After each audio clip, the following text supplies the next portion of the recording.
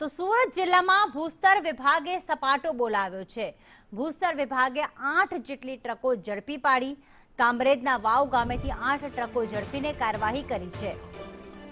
Royalty વગર રેતી વહન કરીને ટ્રક જે વહન કરતી જે ટ્રક છે તેની વિરુદ્ધ કાર્યવાહી કરવામાં આવીને કુલ 80 લાખથી વધુનો મુદ્દામાલ કબજે કરવામાં આવ્યો છે। નિલેશ જોડાઈ ગયા છે।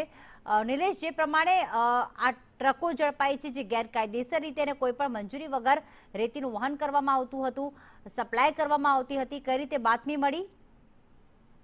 જી ચોક્કસથી ભૂસ્તર વિભાગને બાતમી મળી હતી કે સુરત જિલ્લામાં જે રીતે બેફામ રેતી માફિયાઓ અને માટી જે માફિયાઓ છે એ માફિયાઓ રોયલ્ટી વગર જ કેટલાક વિસ્તારોમાં ધંધો કરે, જેને બાતમી મળી હતી, જેને લઈને રોયલ્ટી વગર વાહન જે ટ્રક ચાલકો વિરુદ્ધ કાર્યવાહી કરવામાં આવી છે। ખાસ કરીને ભૂસ્તર વિભાગે રેડ કરી હતી। 8 જેટલી જે ટ્રકો છે એ ટ્રકો રોયલ્ટી વગર જ એનું વહન કરતી હતી અને ખાસ કરીને કુલ 80 લાખથી વધુનો મુદ્દામાલ ભૂસ્તર વિભાગ દ્વારા કબજે કરવામાં આવ્યો છે। એ કામરેજ જે વાવ ગામ છે ત્યાંથી આ સમગ્ર જેટલી તકો છે બધી ઝડપી પાડવામાં આવી છે અને આવનાર દિવસોમાં પણ આ જ રીતે ભૂસ્તર વિભાગ કાર્યવાહી કરશે। જી પ્રીતિ, આભાર તમામ વિગતો માટે નિલેશ।